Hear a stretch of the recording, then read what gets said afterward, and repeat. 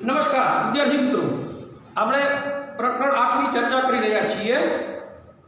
સજીવો કેવી રીતે પ્રજનન કરે છે એમાં આપણે લિંગી અલિંગી પ્રજનનની ચર્ચા કરી હતી। લેક્ચરમાં પુરુષ પ્રજનન તંત્ર અને સ્ત્રી પ્રજનન તંત્રની પણ આપણે ચર્ચા કરી ગયા। હવે આપણે છેલ્લે ઋતુસ્રાવ એની પણ આપણે ચર્ચા કરી ગયા હતા કે જ્યારે અંડકોષનું ફલન થતું નથી તો શું થાય। તો એ 2 થી 8 દિવસ સુધી આ ઋતુસ્રાવ થયા કરે છે મિત્રો। હવે પેજ નંબર 138 ઉપર આપણે પ્રાજનનિક સ્વાસ્થ્ય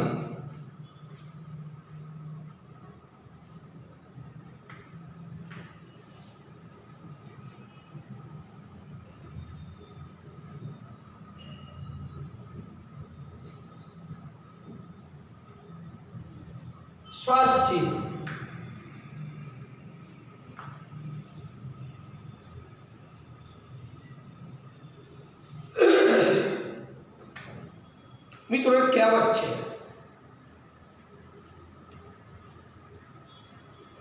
તંદુરસ્ત વ્યક્તિ, આપણા શરીર તંદુરસ્ત તો જીવન તંદુરસ્ત। કારણ કે શરીર તમારું તંદુરસ્ત હશે તો તમે જિંદગી સરળતાથી જીવી શકશો। બાકી જીવનમાં ઘણા બધી ઇન્કમ પ્રાપ્ત કરીએ, ઘણો બધો વિકાસ થયો, પણ શરીર સુખ ન હોય મિત્રો, શરીર આપણું રોગિષ્ટ હોય તો મિત્રો જીવન જીવવામાં આનંદ ન આવે। એટલે શારીરિક તંદુરસ્તી જ આપણા જીવનનું ધ્યેય હોવું જોઈએ। શરીરથી તમે સશક્ત હશો તો તમે કોઈ પણ પ્રકારના કાર્યમાં શ્રમદાન યોગદાન આપી શકશો। એટલે સર્વપ્રથમ આપણે શારીરિક તંદુરસ્તી જે છે એને વિશે વિચારવું જરૂરી છે મિત્રો। જો પેજ નંબર 138 ઉપર આપ્યું છે, આપણે જોઈ ગયા તેમ લૈંગિક પરિપક્વતા એક ક્રમિક ક્રિયા છે। લૈંગિક પરિપક્વતા એટલે ઉંમર સાથે યુવાવસ્થા અથવા તરુણાવસ્થા આપણે પ્રવેશ થાય જ છે। છોકરો હોય કે છોકરી હોય બંનેમાં એની પરિપક્વતા સમયાંતરે થતી હોય છે અને તે એવા સમયે થાય છે। આ લૈંગિક પરિપક્વતા એ ધીમે ધીમે થતી પ્રક્રિયા છે, ક્રમિક પ્રક્રિયા છે જે થાય જ છે, પણ એ એવા સમયે થાય છે જ્યારે આપણે શારીરિક વૃદ્ધિ પણ થતી હોય છે। આપણું શરીર વૃદ્ધિ પામી રહ્યું હોય એવા સમયે જ આ લૈંગિક પરિપક્વતા આવતી હોય છે। શરીર મોટું થઈ રહ્યું છે, વૃદ્ધિ પામી રહ્યું છે। આમ અમુક આજ સુધી થયેલી લૈંગિક પરિપક્વતાનો અર્થ એવો નથી કે શરીર અથવા મન પ્રજનન ક્રિયા અથવા ગર્ભધારણ યોગ્ય થઈ ગયા છે। શરીર મોટું થઈ ગયું એટલે મિત્રો પરિપક્વતાનો અર્થ એવો નથી કે શરીર મોટું થવું જોઈએ। શરીર તો મિત્રો એક કહેવત છે, 12 બુદ્ધિ 16 સાલ 20 વાલ, આવી એક કહેવત છે। એ આવે તો આવે ને આખી જિંદગી મિત્રો આવે નહીં બુદ્ધિ પછી એટલે કોણે હાર આવી જાય એ સભાનતા અથવા હાર એટલે સભાનતા। 16 વર્ષની ઉંમર થાય એટલે સભાનતા આવી જાય, પણ તોય તમે એવા વ્યક્તિઓ જોયા હશે કે જે 3 વર્ષના થયા હોય અને માનસિકતા એની બાળપણની હોય, શરીર એવું પરિપક્વ થઈ ગયું છે પણ મગજથી એ હજુ પરિપક્વ હોતા નથી। અને લૈંગિક પરિપક્વતાનો અર્થ એવો નથી કે શરીર અથવા મન પ્રજનન ક્રિયા અથવા ગર્ભધારણ યોગ્ય થઈ ગયા છે। તે પછી આપણે આ નિર્ણય કેવી રીતે લઈ શકીએ કે શરીર તેમજ મગજ હવે આ મુખ્ય જવાબદારી માટે યોગ્ય થયું છે, મગજથી તૈયાર થવું જોઈએ। આપણે એ નિર્ણય કેવી રીતે લઈ શકીએ કે આપણે લૈંગિક પ્રજનન માટે સક્ષમ થઈ ગયા છીએ અથવા આ જવાબદારી આપણે નિભાવવા માટે તૈયાર થઈ ગયા છીએ? આવો નિર્ણય આપણે કેવી રીતે લઈ શકીએ? તો શરીર અને મગજ આપણું બંને તૈયાર થવું જરૂરી છે। પ્રજનન માટે મિત્રો ખાલી શરીર જ યુવા થાય પણ માનસિકતા જ બાળપણની હોય તો પણ જવાબદારી નિભાવી નહીં શકે। એટલે શરીર તેમજ મગજ હવે આ મુખ્ય જવાબદારી માટે યોગ્ય થયું છે। આવો આપણે જ્યારે નિર્ણય લઈએ તો આ મુદ્રાને લઈને આપણા બધા પર કોઈને કોઈ પ્રકારનું દબાણ છે, પ્રેશર હોય છે મિત્રો। તમે જો ઘરની અંદર ભાઈ બહેન હોય, એમને ભણવું હોય, ઉંમર થઈ ગઈ છે, કોલેજ પૂર્ણ થઈ ગઈ હોય, ઘરના લોકો પ્રેશર કરતા હોય, લગ્ન કરી લો, લગ્નના માગા આવતા હોય, ઘરના લોકો દ્વારા દબાણ થતું હોય, કારણ કે અત્યારના આધુનિક આ જમાનામાં આર્થિક બાબત મુખ્ય જવાબદાર હોય છે, કારણ કે માતા પિતાની ભાઈ બહેન છે બંનેના એક સાથે લગ્ન કરી દેવા, એક જ લગ્નનો ખર્ચામાં બેના વિવાહ નક્કી કરી દેવા, આવી બધી જે વિચારધારા, એના કારણે પછી ભાઈ બહેન બંને ભણતા હોય અથવા એકાદી ભણતા હોય તો એને હજુ એવી ઈચ્છા હોય કે મારે ભણી લેવું છે, પેલા ભણતર પૂરું કરું પછી લગ્ન કરવા છે, પણ ઘરમાંથી પ્રેશર આવે નહીં, આપણે અત્યારે માંગો એવું છે વધારી લો, લગ્ન ગોઠવી દઈએ તો એક ખર્ચામાં આ લગ્ન નીકળી જાય, આવી વિચારધારાના કારણે બાળકો પર માતા પિતા તરફથી પ્રેશર આવતું હોય છે, સતત દબાણ રહેતું હોય છે. હવે બની શકે કે આપણા મિત્રો તરફથી આપણે ઈચ્છીએ કે ન ઈચ્છતા હોઈએ, પણ અમુક પ્રવૃત્તિમાં ભાગ લેવા માટે દબાણ હોય, બહાર ફરવા ગયા હોય અથવા મિત્રો સાથે ક્યાંય ઘૂમવા ગયા હોય, તો અમુક મિત્રોની જે આપણી ભાષામાં કહીએ તો તાણ કરતા હોય, પ્રેશર, તો ક્યારેક એવું પણ બનતું હોય છે કે મિત્રોને તરફથી આપણે ઈચ્છતા ન હોઈએ તો પણ અમુક પ્રવૃત્તિમાં આપણે ભાગ લેવો પડતો હોય છે. એટલે મિત્રોના દબાણને વસ્તે આપણે અમુક કાર્યમાં આપણે ભાગ લઈ લેતા હોઈએ છીએ, તો એ ભાગ લેવા માટે દબાણ હોય. એમનું પણ કુટુંબ તરફથી લગ્ન કરીને સંતાનોત્તરી માટેનું દબાણ હોઈ શકે, લગ્ન કરવા માટે હા પાડી દીધી હોય, લગ્ન થઈ ગયા પછી પાછા 1 વર્ષ 2 વર્ષ થાય એટલે પાછા વડીલો તરફથી પ્રેશર એવું આવતું હોય કે ઘરમાં એક કિરકિયારી કરતું બાળક હોય તો બાળક માટેનું પાછું પ્રેશર હોય, પતિ પત્ની બને આયોજન પ્લાનિંગ હજુ સેટલ થવાની કોઈ પ્લાનિંગ કર્યું હોય, એમને ભવિષ્યમાં હજુ 2-3 દિવસ કે 3 વર્ષ સુધી બાળકનું કોઈ પ્લાનિંગ ના હોય, પણ ઘરના વડીલા દ્વારા થતું પ્રેશરના કારણે સંતાનોત્તરી માટેનું દબાણ થઈ શકે છે. તો વળી સરકારી સંસ્થાઓ તરફથી બાળકો ન થવા દેવા માટેનું દબાણ હોય, સરકારી સંસ્થાઓ તરફથી અત્યારે વસ્તી વધારો ચાલી રહ્યો છે તો એની પર અંકુશ રાખવા માટે બાળકો વધારે ન થાય એનું દબાણ હોય. આવી પરિસ્થિતિમાં કોઈ પણ નિર્ણય લેવો ખૂબ જ અઘરો હોય છે. બધી બાજુથી આટલા બધા જ્યારે પ્રેશર મિત્રો દબાણ હોય ત્યારે નિર્ણય લેવો ખૂબ જ અઘરો હોય છે આપણા માટે. તો જાતીય સમાગમ કે સવારની સ્વાસ્થ્ય પર પડનારી અસરોના વિષયમાં પણ આપણે વિચારવું જોઈએ. જાતીય સમાગમ કે સવારની સ્વાસ્થ્ય પર થનારી અસરો કેવી હોય છે તો એના વિશે પણ આપણે વિચારવું જરૂરી છે. એટલે અહીંયા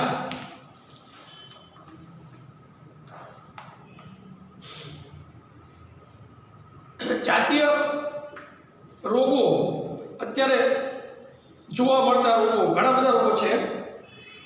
તમે ધોરણ 9માં ભણી ગયા છો કે એક વ્યક્તિમાંથી બીજા વ્યક્તિમાં રોગોનું સંચરણ કે વહન અનેક રીતોથી થઈ શકે છે. એક વ્યક્તિમાંથી બીજા વ્યક્તિમાં રોગોનું વહન અથવા એનું સંચરણ પણ શબ્દ વાપરવામાં આવે છે કે કેવી રીતે થાય તો એના માટે અનેક રીતો છે આ રોગોનું વહન કરવા માટે.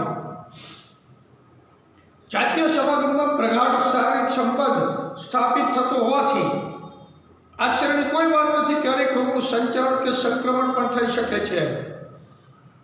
જાતીય સમાગમ સ્ત્રી અને પુરુષ વચ્ચેનો સંબંધ જે એ તો શારીરિક પ્રગાઢ સંબંધ સ્થાપિત થાય છે. એના કારણે એક વ્યક્તિમાં જો કોઈ રોગ હશે જાતીય તો એ રોગનું સંચરણ બીજા પાત્રમાં બીજા વ્યક્તિમાં એ વહન થશે. તો એમાં કોઈ નવાઈની આશ્ચર્યની વાત નથી કે આવા અનેક રોગોનું સંચરણ કે સંક્રમણ પણ થઈ શકે છે. એમાં મિત્રો જીવાણુજન્ય રોગો, બેક્ટેરિયાજન્ય રોગો જેવા કે ગોનોરિયા અને સિફિલિસ તેમજ વાયરસ દ્વારા સંક્રમણ પામતા રોગો જેવા કે મસા. મિત્રો જીવાણુજન્ય રોગો આવા જે આ રોગો છે એને એસટીડી તરીકે ઓળખવામાં આવે છે. સંક્રમિત રોગો કહેવાય એને. મિત્રો જાતીય સમાગમમાં સ્ત્રી અને પુરુષ વચ્ચે પ્રગાઢ શારીરિક સંબંધ સ્થાપિત થાય છે, તેથી જાતીય સમાગમ દ્વારા થતા રોગનું સંક્રમણ થઈ શકે છે. એટલે આવું ન થાય એના માટે તકેદારી રાખવી ખૂબ જ જરૂરી છે. તો પહેલાં જીવાણુજન્ય જે રોગ છે, બેક્ટેરિયાજન્ય રોગ,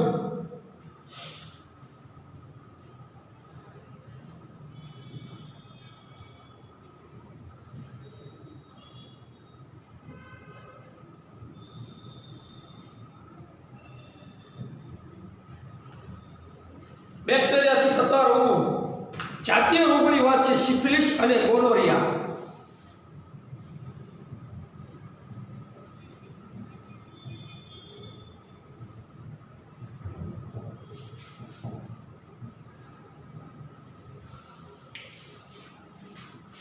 આ સિફિલિસ અને ગોનોરિયા નામનો રોગ નાઇસેરી ગોનોરિયા નામના બેક્ટેરિયા દ્વારા થાય છે.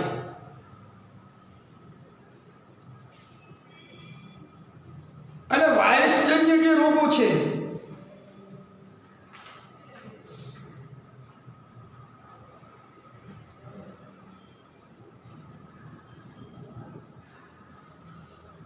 HIV વાયરસ, એમાં મશા,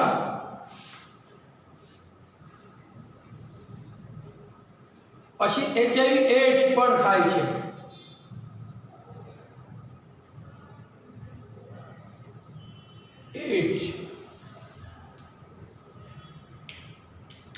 મશા એટલે મોટા તલ એવા ચામડી પર ઉપસી આવતા તલ એને મશા કહેવાય. તો આજે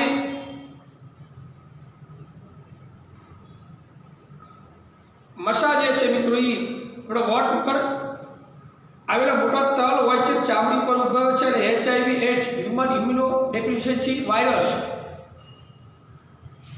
AIDS નું ફૂલ છે એક્વાયર્ડ ઇમ્યુનો ડેફિશિયન્સી સિન્ડ્રોમનો સમાવેશ થાય છે. પ્રજનન દરમિયાન શું આ રોગના સંચરણ કે સંક્રમણને અટકાવવા સંભવ છે? આ જાતીય રોગોને અટકાવવા સંભવ છે કે નથી? એમ તો શિષ્ટ માટેનું આવરણ અથવા નિરોધ, એના ઉપયોગથી આમાંથી હરેક રોગને પ્રસરતા કેટલીક હદ સુધી અવરોધવા સંભવ છે. પુરુષ માટેના જે ઉપયોગ છે, શિષ્ટ માટેનું આવરણ એટલે નિરોધનો ઉપયોગ કરી, તો એનો ઉપયોગથી આ રોગોને અટકાવી શકાય છે. કેટલાક હદ સુધી એને અટકાવી શકવામાં મદદ મળે છે. તો આવા જે બજારમાં મળતી પ્રોડક્ટ છે એનો ઉપયોગ કરવામાં આવે છે. એટલે અહીંયા જાતીય સમાગમ કે લૈંગિક ક્રિયા દ્વારા ગર્ભધારણની સંભાવના હંમેશા રહે છે.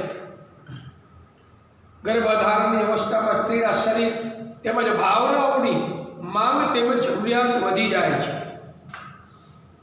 મિત્રો, જાતીય સમાગમ કે લૈંગિક ક્રિયા દ્વારા ગર્ભધારણની સંભાવના હંમેશા જ રહે છે. ગર્ભધારણની અવસ્થામાં સ્ત્રીઓના શરીર તેમજ ભાવનાઓની માંગ અને જરૂરિયાત વધી જાય છે. પરંતુ જો તે એના માટે તૈયાર જ ન હોય સ્ત્રી, તો આ ઘટનાથી તેના સ્વાસ્થ્ય પર વિપરીત અસર પડે છે. એ જે તે સ્ત્રી પોતે ગર્ભ ધારણ કરવા માટે તૈયાર નથી, માનસિક તૈયાર હોવી જરૂરી છે. તો જ જન્મનાર બાળક છે વ્યવસ્થિત બાળક જન્મે છે, તંદુરસ્ત બાળક જન્મે છે. પણ માનસિક જો તૈયારી ન હોય તો એ આ ઘટનાથી તેના સ્વાસ્થ્ય ઉપર વિપરીત અસર પડે છે. તેથી ગર્ભધારણ રોકવા માટેની અનેક રીતોની શોધ થયેલી છે. આ ગર્ભ વિરોધી ઉપચારો અનેક પ્રકારના હોય છે. એક રીત કે પદ્ધતિ યાંત્રિક અવરોધી છે, જેમાં શુક્રકોષને અંડકોષ સુધી પહોંચવા દેવામાં આવતો નથી. શિષ્ટ અને ઢાંકણાના નિરોધ અથવા યોનિમાં રાખી શકાય એવા અનેક સાધનોનો ઉપયોગ કરી શકાય છે. બીજી રીત કે પદ્ધતિમાં અંતઃસ્ત્રાવના સંતુલનમાં પરિવર્તનનું છે, જેમાં અંડપતનની ક્રિયા થતી નથી, જેથી ફલન થઈ શકતું નથી. આ દવાઓ સામાન્ય રીતે ગોળીના રૂપમાં લેવાય છે, પરંતુ આ દવાઓ અંતઃસ્ત્રાવના સંતુલિતને પરિવર્તિત કરે છે, જેથી તેની કેટલીક વિપરીત અસર પણ થઈ શકે છે. ગર્ભધારણને રોકવા માટે કેટલીક અન્ય રીતો કે પદ્ધતિઓ છે, જેવી કે આંકડી, કોપરટી, એને ગર્ભાશયમાં સ્થાપિત કરીને પણ કરી શકાય છે. પરંતુ આ રીતમાં ગર્ભાશયના ઉત્તેજનથી પણ કેટલી વિપરીત અસર થઈ શકે છે, નુકસાનકારક છે. પુરુષની શુક્રવાયુને અવરોધીને શુક્રકોષનું સ્થળાંતરણ અટકાવવામાં આવે. સ્ત્રીની અંડવાહિની કે ફેલોપિયન નલિકાને અવરોધ ઉત્પન્ન કરીને અંડકોષને ગર્ભાશય સુધી જતો અટકાવવામાં આવે. બંને અવસ્થાઓમાં ફલન થતું નથી. શસ્ત્રક્રિયા તકલીફ દ્વારા આ પ્રકાર અવરોધ ઉત્પન્ન કરી શકાય છે. જોકે શસ્ત્રક્રિયાની તકલીફ ભવિષ્ય માટે સંપૂર્ણ સુરક્ષિત છે, પરંતુ સાવચેતી વગર થયેલી શસ્ત્રક્રિયાથી સંક્રમણ અથવા બીજી અનેક સમસ્યાઓ ઉત્પન્ન થઈ શકે છે. ડૉક્ટર દ્વારા જે શસ્ત્રક્રિયા થાય એમને જો સાવચેતી રાખવામાં ન આવી હોય તો એમાં ઘણી બધી સમસ્યાઓ, મુશ્કેલીઓ ઉત્પન્ન થઈ શકે છે. શસ્ત્રક્રિયાથી અવાંછિત ગર્ભને દૂર પણ કરી શકાય છે. જે સ્ત્રી પ્રેગ્નન્ટ થયેલી સ્ત્રી છે, 1 માસ કે 2 માસનો ગર્ભ હોય અને એ સ્ત્રીને જો એ ગર્ભ ન રાખવો હોય તો એ ગર્ભને પણ દૂર કરી શકાય છે શસ્ત્રક્રિયાથી, જેને આપણે ક્રિએટિન તરીકે ઓળખીએ છીએ. આ તકલીફનો દુરુપયોગ તે લોકો દ્વારા થાય છે કે જેઓ કોઈ વિશિષ્ટ પ્રકારની જાતિના નવજાત શિશુને ઈચ્છતા નથી. આપણો સમાજ પુરુષ પ્રધાન સમાજ છે. દીકરીઓની અવગણના કરે છે. પ્રથમ પ્રસૂતિમાં દીકરાનો જન્મ થાય એવી અપેક્ષા રાખનારા લોકો વધારે છે. 2-3 દીકરીઓ હોય પછી સોનોગ્રાફી દ્વારા ગર્ભાશયનું નિરીક્ષણ કરી અને ગર્ભમાં રહેલું બાળક બાબો છે કે બેબી એની માહિતી લઈ, જો દીકરી હોય તો એનો ગર્ભનાશ કરવામાં આવે છે. આવા લોકો જ આવા ટેકનિકનો ઉપયોગ કરે છે. એવા ગેરકાયદેસર કાર્ય ખાસ કરીને માદા ગર્ભને પસંદગીપૂર્વક ગર્ભપાત હેતુ કરવામાં આવે છે. એક સ્વસ્થ સમાજ માટે માદા નરલિંગનું ગુણોત્તર જળવાઈ રહે તે આવશ્યક છે. જો આપણા દેશમાં ભ્રૂણનું લિંગ પરીક્ષણ એક કાયદાકીય ગુનો છે, છતાં આપણા સમાજની કેટલીક જાતિઓમાં માદા ભ્રૂણની હત્યા નિર્દય રીતે થઈ રહી છે. તેથી આપણા દેશમાં શિશુ લિંગ ગુણોત્તર તીવ્રતાથી ઘટી રહ્યો છે, જે ચિંતાનો વિષય છે. અહીંયા મિત્રો 2-3 પ્રશ્નો ભેગા આપી દીધા. થોડુંક મેં ઝડપથી વાંચ્યું છે પણ હું સમજાવતો જાઉં છું. હવે આપણને એક પ્રશ્ન આ પૂછાય છે કે જીવાણુજન્ય થતા રોગોના નામ આપો.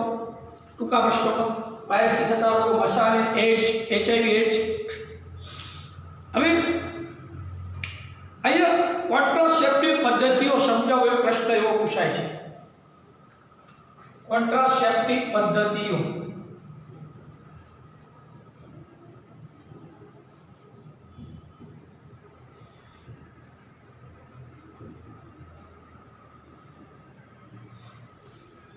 કોન્ટ્રાસેપ્ટિવ પદ્ધતિઓ અથવા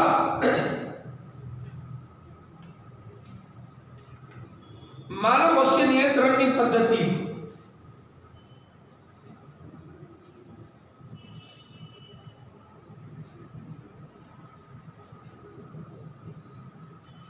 માનવ વસ્તી નિયંત્રણની પદ્ધતિઓ.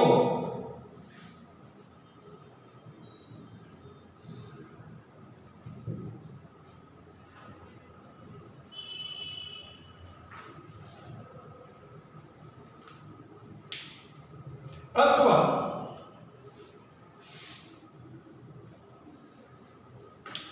ગર્ભાવસ્થા અટકાવવાના વિવિધ વૈજ્ઞાનિક ઉપાયો.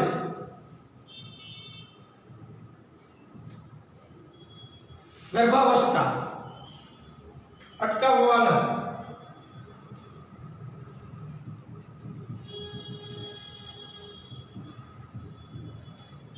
વૈજ્ઞાનિક ઉપાયો.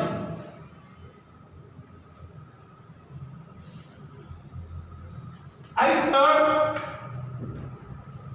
પદ્ધતિઓ જે છે એમાંથી પરીક્ષામાં ગમે તે પદ્ધતિ આપણને પૂછાઈ શકે છે. તો એ 3 પદ્ધતિઓ કઈ છે? કોન્ટ્રાસેપ્ટિવ પદ્ધતિઓ. પહેલી પદ્ધતિ છે યાંત્રિક અવરોધ.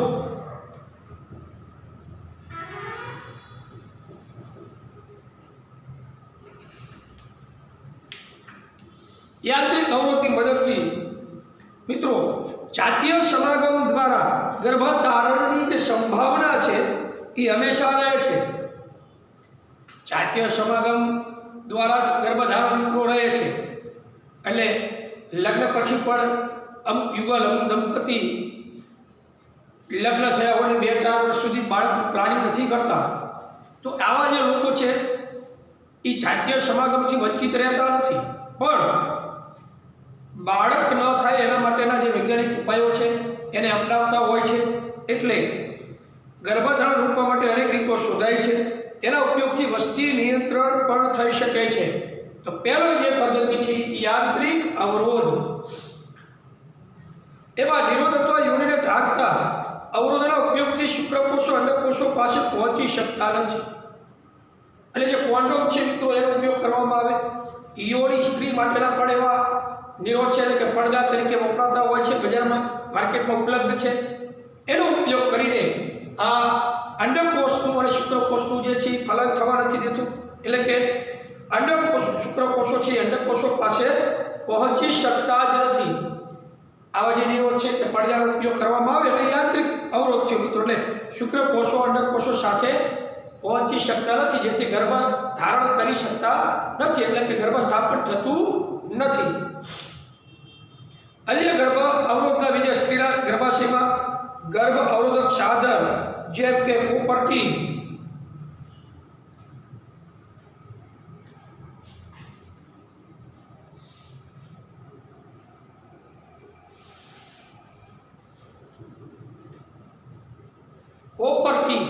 જે સ્ત્રીઓ માટેની ફક્ત કોપરટીઓ છે, એ કોપરટીનો ઉપયોગ કરીને પણ ગર્ભ સ્થાપન અટકાવી શકાય છે.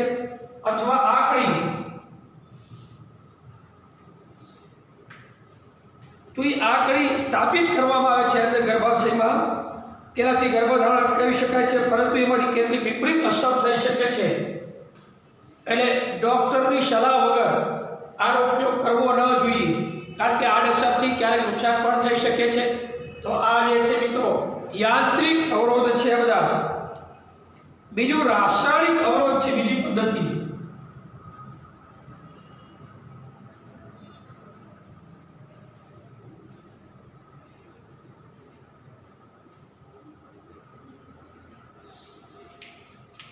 રાસાયણિક અવરોધ, તો આ પદ્ધતિમાં સ્ત્રીઓ દ્વારા ગર્ભ અવરોધક ગોળીઓનો ઉપયોગ કરવામાં આવે છે. ગર્ભ નિરોધક ગોળીઓ.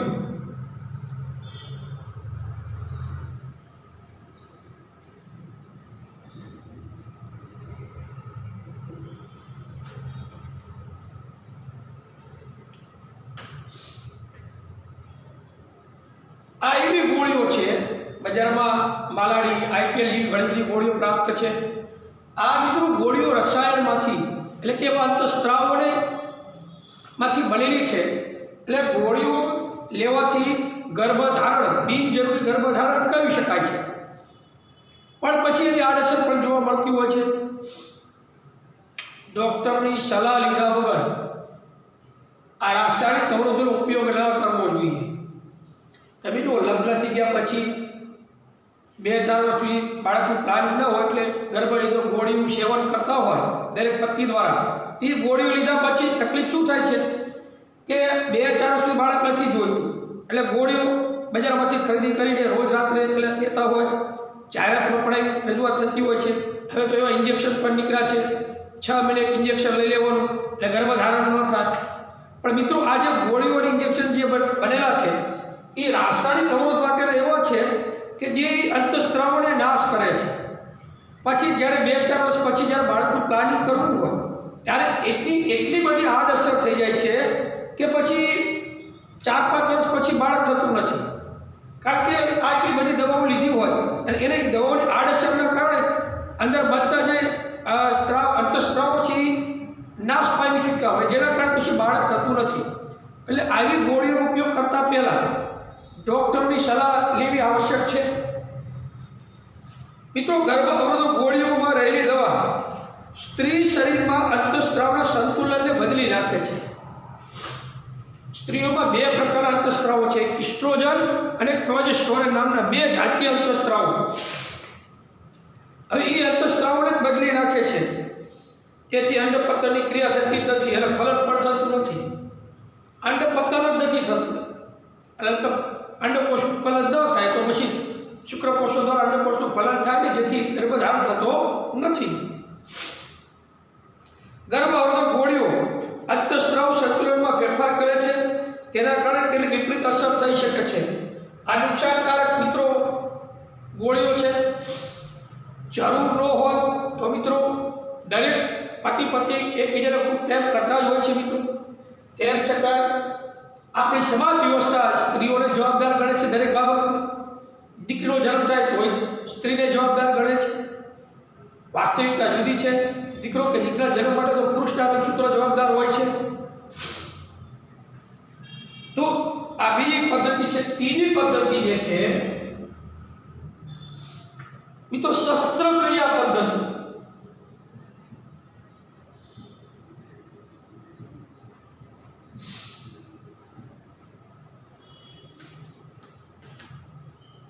વાસેક્ટોમી અને ટ્યુબેક્ટોમી।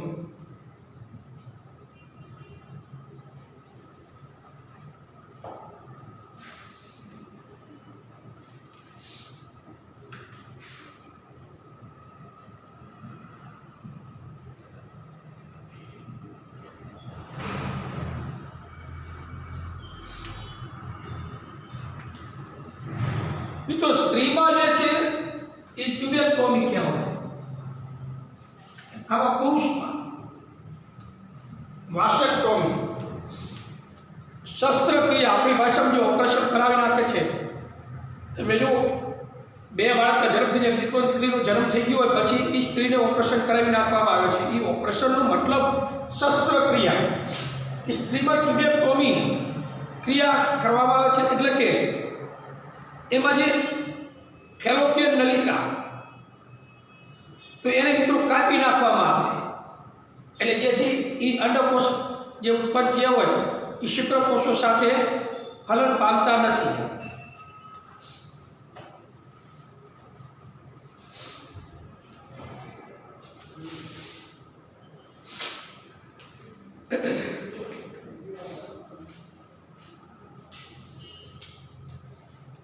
તો એ શસ્ત્રક્રિયા દ્વારા તમે જો પુરુષની શુક્રવાહિનીઓ જે છે આપણે જે શુક્રપિંડ ઉત્પન્ન થાય છે આ શુક્રપિંડમાંથી જે શુક્રકોષો ઉત્પન્ન થાય છે અને શુક્રકોષોને જે યુરિનના માર્ગે જે બહાર લઈ જવાની જે નળી છે આપણે ગયા લેક્ચરમાં ચર્ચા કરી હતી એ શુક્રવાહિનીને કાપી નાખવામાં આવે જેથી શુક્રપિંડમાં ઉત્પન્ન થયેલા શુક્રકોષો વહન પામી શકતા નથી એટલે અંડકોષનું ફલન થતું નથી જેના કારણે ગર્ભસ્થાપન થતું નથી। એ ઘટનાને વાસેક્ટોમી કહેવાય છે। પુરુષમાં જે શુક્રવાહિની કાપી નાખવામાં આવે એને વાસેક્ટોમી કહેવાય। સ્ત્રીમાં જે અંડવાહિની કાપી નાખવામાં આવે એને ટ્યુબેક્ટોમી કહેવાય। તો પુરુષની શુક્રવાહિની અવરોધી શુક્રકોષનું સ્થળાંતર અટકાવવામાં આવે છે। સ્ત્રીની અંડવાહિની ફેલોપિયન નલિકાને અવરોધી અંડકોષને ગર્ભાશય સુધી જતો અટકાવવામાં આવે છે। આ બંને સ્થિતિમાં ફલન થતું નથી। શસ્ત્રક્રિયા તકનીક દ્વારા આ પ્રકારના કાયમી અવરોધ મેળવી શકાય છે। આ શસ્ત્રક્રિયા દ્વારા કાયમી ગર્ભસ્થાપન અટકાવી શકીએ છીએ। શસ્ત્રક્રિયા ભવિષ્ય માટે સંપૂર્ણપણે સુરક્ષિત છે। બધી પદ્ધતિમાં શસ્ત્રક્રિયા એકદમ સુરક્ષિત ક્રિયા છે પરંતુ સાવચેતી વગરની થયેલી શસ્ત્રક્રિયાથી સંક્રમણ અને અન્ય સમસ્યાઓ સર્જાઈ શકે છે। તો મિત્રો ડૉક્ટર સાવચેતી વગરની જો શસ્ત્રક્રિયા કરવામાં આવેલી હોય તો એની આડઅસર પણ ક્યારેક ભોગવવી પડતી હોય છે એટલે નિષ્ણાત ડૉક્ટરો પાસે શસ્ત્રક્રિયા કરાવવી જોઈએ। તો મિત્રો આ રીતે આપણે આપણા દેશમાં શિશુલિંગ ગુણોત્તર તીવ્રતાથી ઘટી રહ્યો છે એ જે ચિંતાનો વિષય છે। મિત્રો વસ્તી જે છે દુનિયાની વસ્તી વધારો તો ઘણો છે। ચીન અને ભારતની વસ્તી પહેલા અને બીજા નંબરે છે તમે જો વર્લ્ડમાં। મિત્રો એક જાતિની વ્યક્તિઓના સમૂહને વસ્તી કહેવાય। એક જાતિનું સમૂહ જે છે એને વસ્તી કહી શકીએ। પ્રજનનની ક્રિયા દ્વારા સજીવો પોતાની વસ્તીની વૃદ્ધિ કરે છે। વસ્તીનું કદ તેના જન્મદર મૃત્યુદર વડે નક્કી થાય। આપણે જન્મદર વધારે છે મૃત્યુદર ઓછો છે પણ અત્યારે કોરોના કાળ ચાલી રહ્યો છે।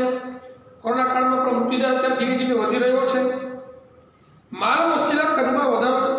ચિંતાનો વિષય છે.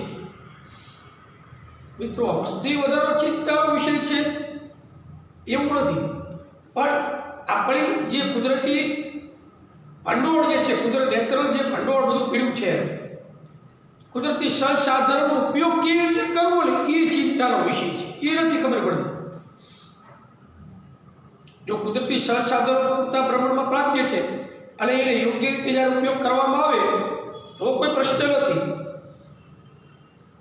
વસ્તીના કદમાં વધારો, ખોરાકની અછત, નિમ્ન જીવન સ્તર, નૈસર્ગિક સ્ત્રોતો ઘટાડો અને સામાજિક અસમાનતાના પ્રશ્નો સર્જે છે.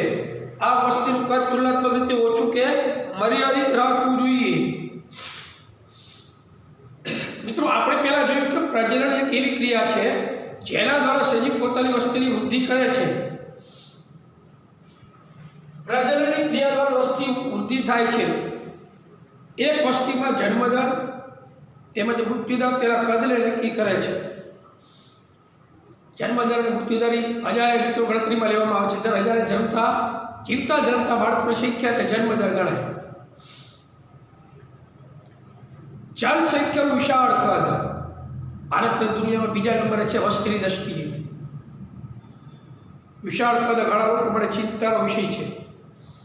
તેનું મુખ્ય કારણ એ છે કે વધતી જતી વસ્તી કે જનસંખ્યાને કારણે પ્રત્યેક વ્યક્તિના જીવન સ્તરમાં સુધારણા લાવવી લગભગ અસંભવ કાર્ય છે. મિત્રો, વધતી જતી વસ્તી કે જનસંખ્યાને કારણે પ્રત્યેક વ્યક્તિના જીવન સ્તરમાં સુધારણા લાવી લગભગ અસંભવ કાર્ય છે. એટલે બધા લોકોનું જીવન થોડું ઊંચું આવે એવા પ્રયત્નો સરકાર દ્વારા તો કરવામાં આવતા હોય છે, પણ જીવન થોડું ઊંચું લાવવા માટે આવકનો સ્ત્રોત પણ વધવો જોઈએ. હજુ આપણે ઘણી બધી પ્રજા એવી છે જે પ્રાથમિક જરૂરિયાતથી પણ વંચિત રહે છે. રોટી કપડાં મકાનથી પણ વંચિત રહેતી ઘણી પ્રજાઓ છે. તો એ લોકોને સરળતાથી પ્રાથમિક સુવિધાઓ પ્રાપ્ત થાય, એમનું જીવન થોડું ઊંચું લાવવું, તો આ બધું એક સાથે બધાનું જીવન થોડું ઊંચું લાવવું લગભગ અસંભવ કાર્ય છે. જો સામાજિક અસમાનતા આપણા સમાજનું નિમ્ન જીવન સ્તર માટે જવાબદાર છે. આપણા સમાજમાં અસમાનતા જોવા મળે છે. સામાજિક અસમાનતા એટલે ઉચ્ચ નીચનો ભેદભાવ. ઉચ્ચ નીચનો ભેદભાવ તમે જુઓ, ગરીબ અને તવંગ, ધનિક, હાલના તબક્કે ધનિક વધારે ધનિક બનતા જઈ રહ્યા છે. પૈસાદાર લોકો વધારે પૈસાદાર બની રહ્યા છે, ગરીબ વધારે ગરીબ બની રહ્યો છે. આ જે સામાજિક અસમાનતા છે, જેના કારણે જે ગરીબીની રેખા નીચે જીવતા લોકો જે છે એમનું જીવન સ્તર ઊંચું લાવવા માટે ઘણા પ્રયત્ન કરવા જોઈશે. તો એમનું જીવન સ્તર માટે જવાબદાર છે સમાજનું નિમ્ન જીવન સ્તર માટે જવાબદાર શું છે? આપણી સમાજની અસમાનતા. એટલે સામાજિક અસમાનતા એ આપણા સમાજનું નિમ્ન જીવન સ્તર માટે જવાબદાર છે. તો વસ્તીનું કદ આ મહત્વ એટલા માટે તુલનાત્મક રીતે ઓછું કે મર્યાદિત રાખવું જોઈએ. જો વસ્તી ઓછી હોય તો સામાજિક અસમાનતા ઓછી રહે. ભારત અને ચીન જેવા દેશોમાં તો શ્રમિક કાર્ય વધારે મળી રહે છે, એટલે ઓછી એમની આવક પણ ઓછી હોય. પણ હમણાં મિત્રો જો વસ્તી જ ન હોય અને તમે જો કામદારોની આવશ્યકતા હોય તો જે ઓછા લોકો હશે તો એમનું વેતન વધારે હશે, પણ વધારે લોકો હોય એટલે વેતન ઓછું પ્રાપ્ત થવાનું. તો વસ્તીનું કદ આ મહત્વ એટલા માટે તુલનાત્મક રીતે ઓછું કે મર્યાદિત રાખવું જોઈએ. જો આપણે આપણી આસપાસ જોઈએ તો શું તમે જીવનના નિમ્ન સ્તર માટે જવાબદાર સૌથી મહત્વપૂર્ણ કારણોની ઓળખ કરી શકો છો? મિત્રો, જીવનના આપણા ઘણા બધા કારણો સમાજ માટેના કારણો છે. સમાજમાં વિપરીત અસર પેદા કરનારા પણ કારણો છે. એના વડે ઘણા બધા કારણો, રાજકીય, સામાજિક, આર્થિક બધા કારણો જવાબદાર હોય છે. મેં આપણે કીધું એમ અત્યારે ધનિક વ્યક્તિ ધનિક બની રહ્યો છે, ગરીબ વધારે ગરીબ બની રહ્યો છે. આવા કારણોના કારણે લીધે આપણા સમાજમાં અસમાનતા જોવા મળે છે, જેથી નીચી પાયરી જીવતા એટલે કે ગરીબી રેખા નીચે જીવતા જે વર્ગ છે એમના લોકોનું જીવન સ્તર એકદમ નીચું જોવા મળે છે. મિત્રો, અહીંયા આપણે એક પ્રશ્ન આપ્યો છે, પાછા તમે જુઓ, પરાગની ક્રિયા એ ફલનની ક્રિયાથી કેવી રીતે ભિન્ન છે? 5 પ્રશ્ન આપ્યા છે, આપણે પાઠ પૂરો કરીએ. તો પરાગની પુંકેસરના પરાગાસનથી સ્ત્રી કેસરના પરાગાસન સુધી, મિત્રો પરાગની શું છે? પુંકેસરના પરાગાશયથી સ્ત્રી કેસરનું જે પરાગાસન હોય એ પરાગાસન સુધી પરાગનું જે સ્થળાંતરણ કરાવે એ સ્થળાંતરની ક્રિયા છે આ પરાગની. તો ફલન એ નર જનન કોષોની માદા જનન કોષો સાથે સંમિલનની ક્રિયા છે. તો પુષ્પમાં બીજનું નિર્માણ થાય. શુક્રાશય તેમજ પ્રોસ્ટેટ ગ્રંથિની ભૂમિકા શું છે? તો પ્રોસ્ટેટ ગ્રંથિ જે છે મિત્રો આપણે પુરુષ પ્રજનન તંત્રમાં ચર્ચા કરી હતી કે પ્રોસ્ટેટ ગ્રંથિ અને શુક્રાશયના સ્ત્રાવ એ શુક્રકોષોના સ્થળાંતરને સરળ બનાવે છે તેમજ શુક્રકોષોને પોષણ આપે છે. યૌવનારંભના સમયે છોકરીઓમાં કયા પરિવર્તનો જોવા મળે છે? યૌવનારંભના સમયે છોકરીઓમાં મિત્રો સ્તન ગ્રંથિના કદમાં વધારો થાય છે, સ્તનાગ્રણી ત્વચાનો રંગ ઘેરો બને છે, માસિક ચક્રની શરૂઆત થાય છે, આવા બધા ફેરફારો થાય છે. માતાના શરીરમાં ગર્ભસ્થ ભ્રૂણને પોષણ કેવી રીતે પ્રાપ્ત થાય છે? માતાના ગર્ભમાં માતાના શરીરમાં ગર્ભસ્થ ભ્રૂણને પોષણ જરાયુ વડે મિત્રો પ્રાપ્ત થાય છે. આપણે ગયા લેક્ચરમાં ચર્ચા કરી, જરાયુ વડે આ પોષણ પ્રાપ્ત થાય છે. જરાયુની ભ્રૂણ તરફની પેશીમાં આવેલા રસાંકુર પ્રવર્ધો દ્વારા ભ્રૂણ માતાના શરીરમાંથી ગ્લુકોઝ, ઓક્સિજન અને અન્ય પદાર્થો મેળવી શકે છે. અને જો કોઈ સ્ત્રી કોપરટીનો ઉપયોગ કરી રહી છે તો શું આ તેને જાતીય સંક્રમિત રોગોથી રક્ષણ કરશે? કોઈ સ્ત્રી કોપરટીનો ઉપયોગ કરી રહી છે તો એને જાતીય રોગોથી બચાવશે? તો જવાબ છે ના, કોપરટીથી જાતીય રોગોથી બચશે નહીં. કોપરટીનો ઉપયોગ કરતી સ્ત્રીને જાતીય સંક્રમિત રોગોથી રક્ષણ મળી શકે નહીં. એના માટે મિત્રો નિરોધ છે, પડદા છે, એનો ઉપયોગ કરવાથી જાતીય રોગોથી બચી શકાય. કારણ કે જાતીય સમાગમ દરમિયાન પુરુષ અને સ્ત્રી શરીરના પ્રવાહી શિષ્ટ અને યોનિ માર્ગ વડે સીધા સંપર્કમાં આવતા હોય છે, જેના કારણે જાતીય રોગોથી બચી શકશે નહીં.